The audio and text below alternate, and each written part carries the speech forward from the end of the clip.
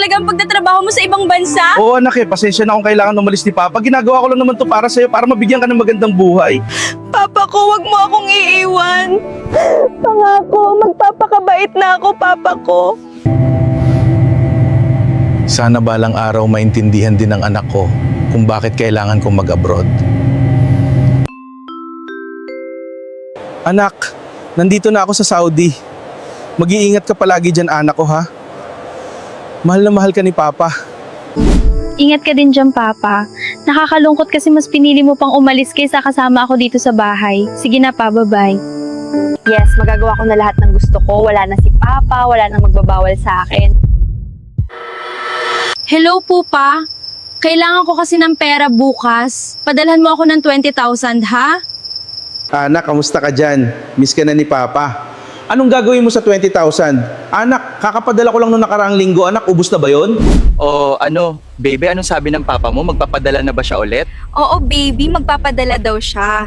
May pera na naman tayo ulit bukas, babe. Lagi mong hihingian ng pera ang papa mo para lagi tayong may panggastos. Hello, Pa. May pera ka ba ulit dyan? Kailangan ko lang kasi may gusto lang akong bilhin mga worth 50,000. Padalhan mo ako ngayon pa, ha? Hello anak, kamusta na dyan? Anuan? 50,000. Naku anak, kakapadala ko lang sa'yo noong nakaraang buwan. Wala pa akong pera dito, pero sige, gagawin ko ng paraan. Babe, nakuha ko na ulit ang pinadala ni Papa. May pera na ulit tayo. Yes naman, paldo na naman tayo nito. Marami na naman tayong magagawa sa perang pinadala ng papa mo. Kamusta na kaya ang anak ko? Ilang araw na siyang hindi tumatawag simula nang pinadalhan ko ng pera. Sana nagagamit na lang niya sa tama ang perang pinapadala ko sa kanya. I'm so sorry, your contract was already done and sadly I don't want to extend it, so you're free to go. Thank you. Understandable. But sir, please give me some work. I need to work here because I have a daughter in the Philippines that I need to feed. Please, sir. I'm so sorry, but we don't need you anymore.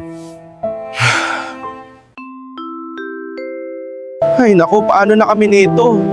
Hindi ako napagbigyan na ma-extend ang kontrata ko. Wala pa naman din akong naipon. Ay naku, sa loob ng 3 taon kong pagtatrabaho sa abroad, wala man napagawa ang anak ko sa bahay namin kahit kaunti. Ay naku, pati pagkain wala din. Ano na kaya ang pinaggagawa ng anak ko sa mga pinadala ko sa kanya? Welcome home, Papa. Miss na kita.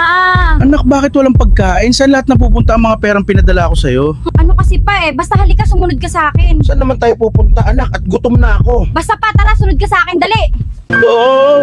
Surprise, Papa. Welcome sa iyong sari-sari store. Seryoso ka, anak?